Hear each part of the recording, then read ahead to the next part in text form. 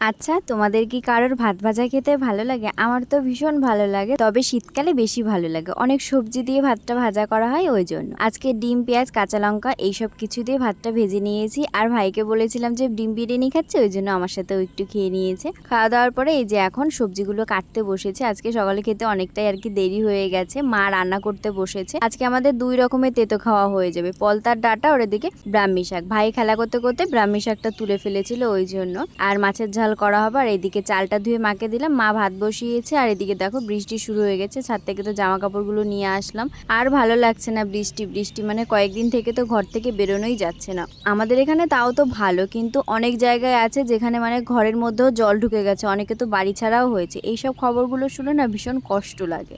আর আজকে এই যে বললাম না যে পলতার ডাঁটা রান্না করা হয়েছে, তো অনেকেই জানতে চেয়েছিলে যে পলতার ডাঁটাটা কি। পলতার ডাঁটা হচ্ছে পটলের ডগা বা ডাঁটা যাই বলো না কেন, ওইটাকে আমরা পলতার ডাঁটা বলি।